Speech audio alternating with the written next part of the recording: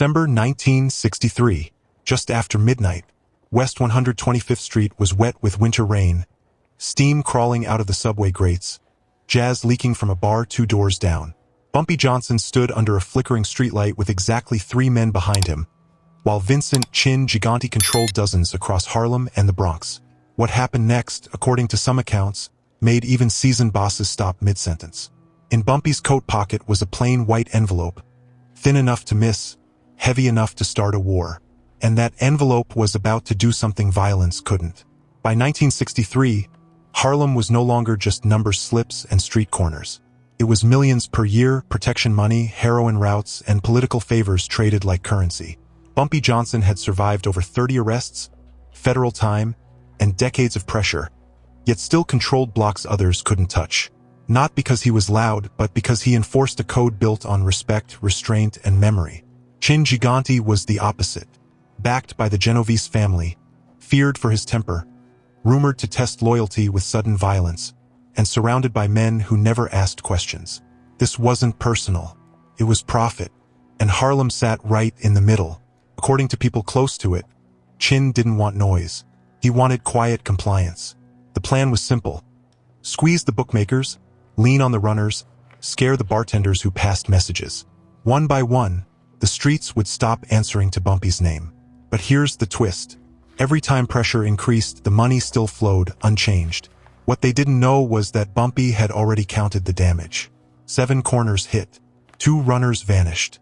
1 warning delivered too early. That's when everything went wrong. Instead of striking back, Bumpy waited. 3 weeks, 21 days, long enough for arrogance to set in. And then he asked for a meeting. The meeting wasn't in a back room or a restaurant. It was outside, public, under a light that barely worked.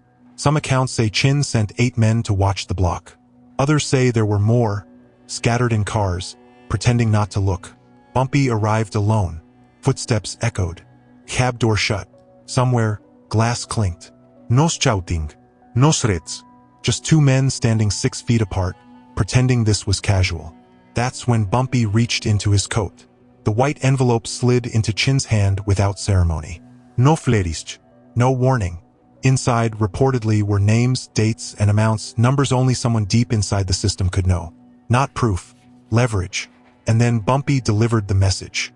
Harlem eats last, he said quietly, according to one version of the story. But it eats. That line traveled faster than gunfire. Because here's the humiliation. Bumpy didn't threaten Chin. He educated him. What they didn't know was that the envelope wasn't the weapon. It was the clock. By morning, bartenders whispered. Cabbies repeated the line. Bookies adjusted payouts without being told. An emergency conversation happened somewhere downtown. No yelling, just silence and nods.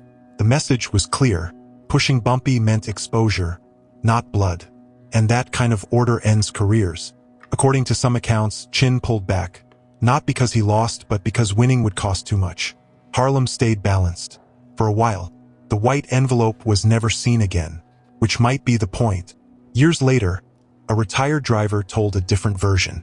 He claimed the envelope was empty, just paper, that the real message was delivered weeks earlier, through a third man no one noticed. Some swear that's the truth. Others say it's Harlem mythology. But everyone agrees on this part. Bumpy Johnson didn't win by force. He won by making power visible. Because respect isn't given. It's calculated. And the next time someone tested Harlem after that night, they remembered the envelope, even if they never saw what was inside.